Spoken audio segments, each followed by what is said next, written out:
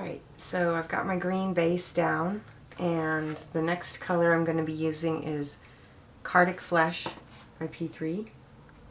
And I'm going to make a very thin glaze. See how thin that is? I'm going to be doing several of these little thin glazes over the model, just on the highest points.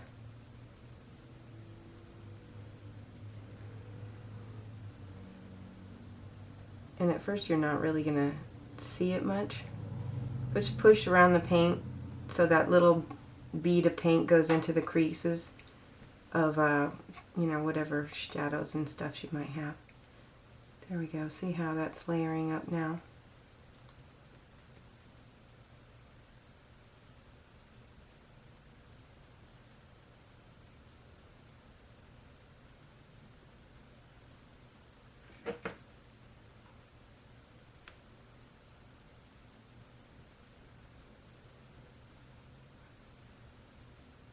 Just as if you're highlighting your green.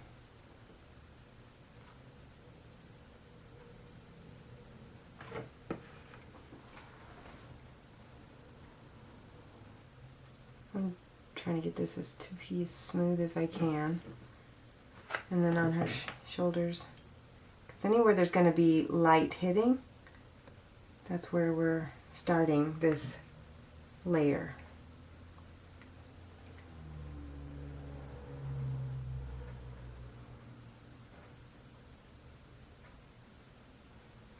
And I work around the model so that I'm not going back into the wet paint too much.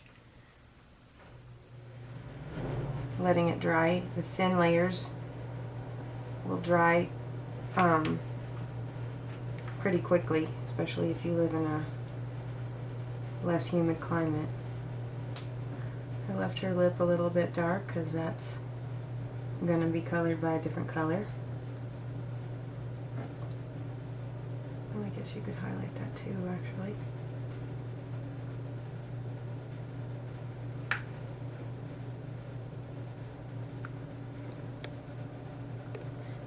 When I'm painting flesh tones, I don't stop a lot. It's usually very organic, and I'm almost mixing colors straight onto the model, which is why it made it difficult to try to make a photo tutorial of this. Okay, so now we're building up our volumes.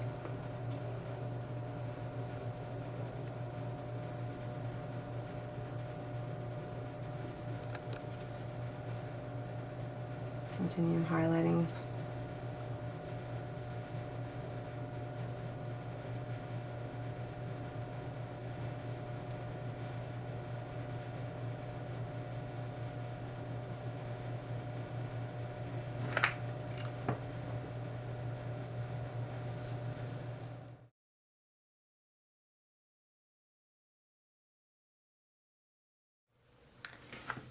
Alright, so the next color we're using is Midland Flesh, and it's the next step up in the flesh tones that I'm going to layer. And again, I'm using another thin glaze, so I'm going to thin some out here.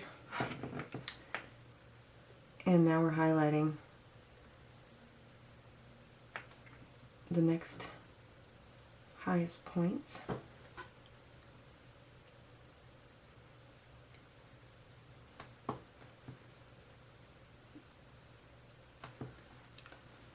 You want to be careful to watch your lines here so that your blends are really smooth.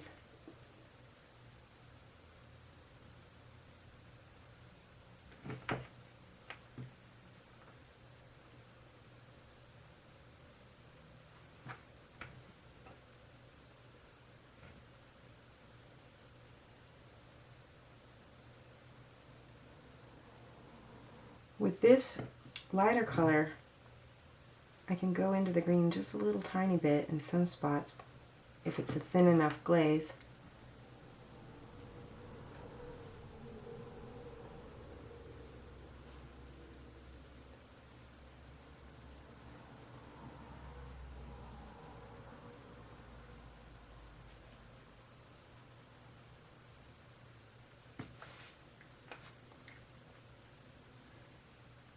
Thin that out.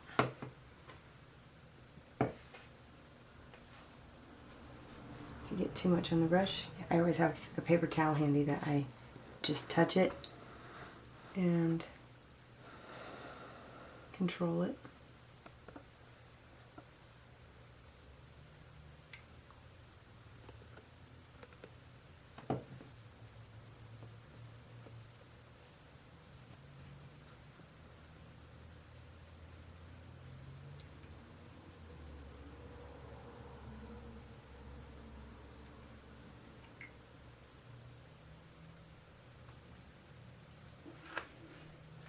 Okay, so you can still see some of the green, but do you see how the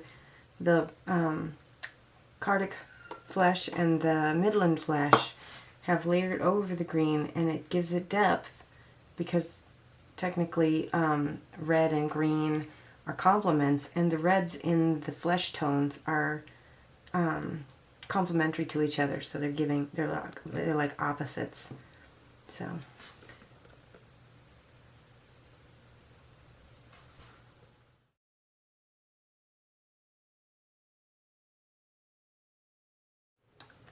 Okay, so the next few colors get a little bit tricky because we're going to make controlled washes out of these. That means we're going to basically glaze them in, but they're going to go in areas where normally a wash would settle. But you're going to control it by just putting it where you want it and then feathering it out. So the first color I have is Arcane Blue. And you're probably thinking, okay, why are we putting that bright turquoise on the flesh? And that's because Caucasian skin tones often have blue undertones. So we're glazing in the undertones before we put in our highlights so that they will be underpainted in and give the coolness to the skin tone that real skin has. It also gives the skin a translucent feel to it. So I'm putting the colors just in the shadow spots first, and then blending it up. It acts as a transition between the green and the peach too. It kind of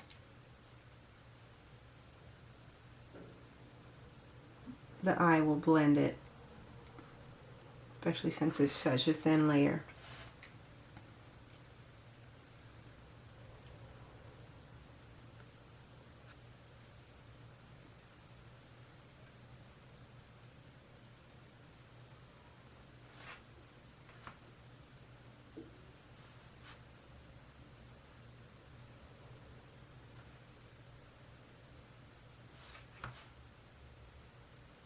It's a little bit thick on her neck, so I picked it back up with the brush and dabbed it. Okay. Remember to keep your paint extra thin. It's more water and less paint.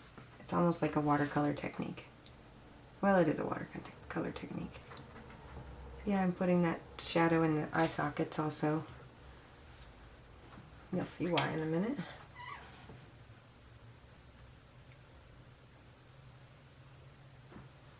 Okay. Alright, so the next color I've got is Murderous Magenta. And I'm going to do the exact same thing in the exact same spots. And the magenta and the turquoise will blend together to give you kind of that purpley shade, but it'll also give the model a little life. And again, be really careful how thick you put this on and make sure to keep, see I messed that up a little bit. I can go back in with my flesh tone and smooth that out. Don't be afraid of making mistakes. They happen. And sometimes what comes afterward is better than if you hadn't made the mistake. Putting the magenta in places that would be not just where the shadows are, but also places that would be rosy. Think about where you put, where blood is going to be.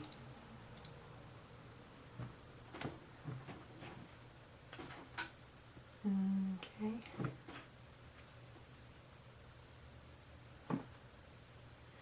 If she had elbows showing, I would put this on elbows. I put this on knees, on ankles, a little bit on your shoulders. I'm going to put this on her cheekbones and her lips.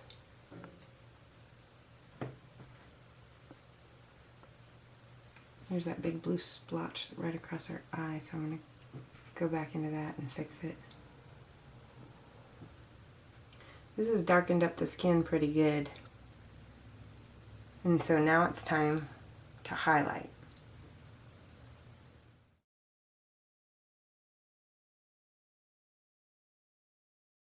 Alright, so with the Murderous Magenta and with the Arcane Blue, we had created a little bit of a purple effect in shadows.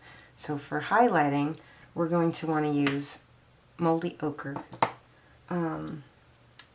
to go back in and create warm, complementary highlights. So purple and yellow are opposites on the color wheel. So I'm just going to highlight again.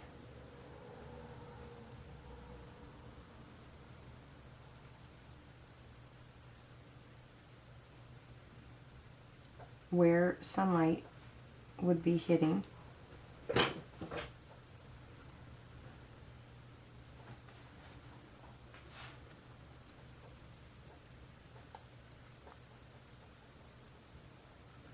right on her hip bone and on her stomach. I'm creating those volumes. I think I've decided just now that the sun is going to be coming from the direction that this light is.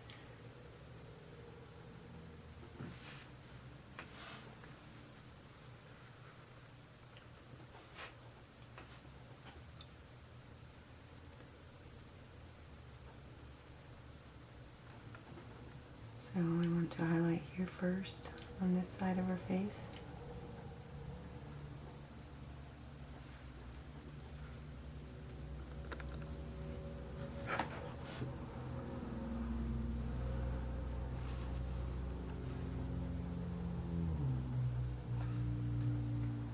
And going back in with my Midland Flesh again to smooth out.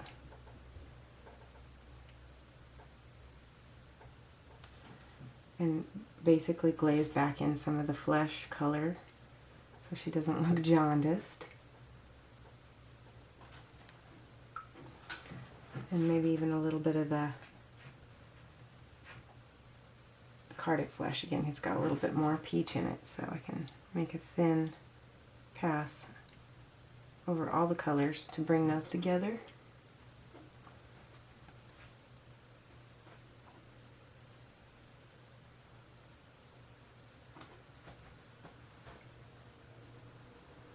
So what a lot of people don't necessarily realize when you're using thin layers of acrylic paint like this, it acts more like a watercolor. And so the layers of paint are actually blending with the eye, and you're actually seeing all of them at once. So they do matter. A lot of people think you can skip steps, but you can't skip steps and get this effect. And the Cardic Flesh, this side of her face is darker because the sun is on the other side.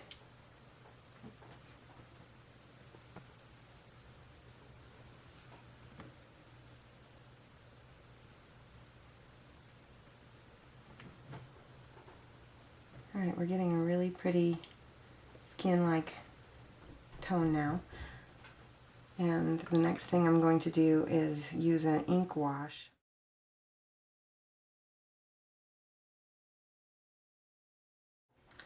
So the next thing I've got is P3 brown ink, and it's actually a very red in tone, so I actually like it better than the Flesh Wash. The only difference is that you have to thin it a lot more because it's a lot more high highly pigmented, and so you can't use it at full strength, or you will get a mess. So I just dab a little bit on my palette first to see how thick it is, and then only where the darkest shadows are, I'm starting to put it in. This is again the controlled wash. I'm only putting it where I want it. I'm not slathering it all over the whole figure. Now, you can pull that, I'm pulling that down onto this side of the figure because again the light is coming from this way, so it's okay to have a little bit of the ink go over that side because it's darker. See, that's a mess. You can mop that up if you're quick enough with your brush, and if you're not, you can let it dry and come back and go back over it. It's alright.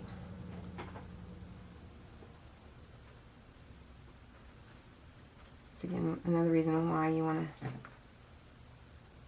control how much water is in your brush. Control how much is on your figure.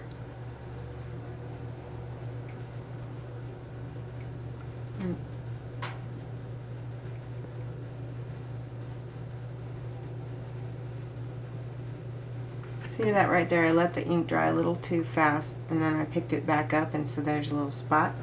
So I'm going to leave that alone and then come back to it and go back in with the other areas that need shading.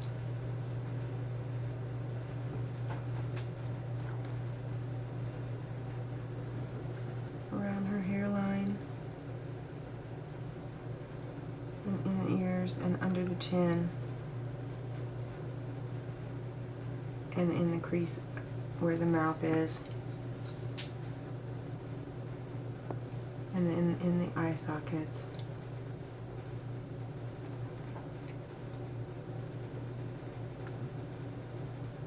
And a little bit under the nose.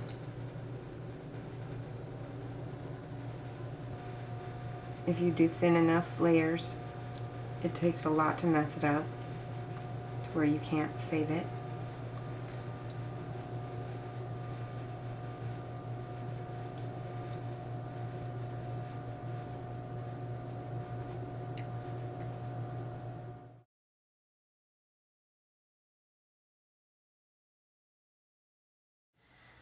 Alright, so now we need to do another layer of highlights, and this time I've kind of done a half step between the moldy ochre and the midland flesh, and I also mixed a little bit of Menoth white highlight in it so that it's not quite as dark.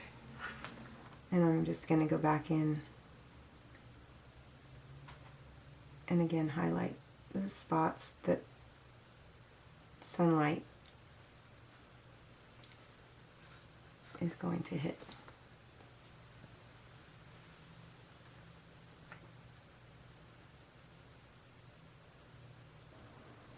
Now, pretty much after this step, I'll go back in and I'll smooth out all the kinks and get all the little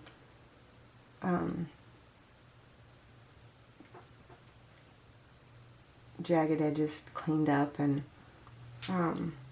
but it's just a good quick demo of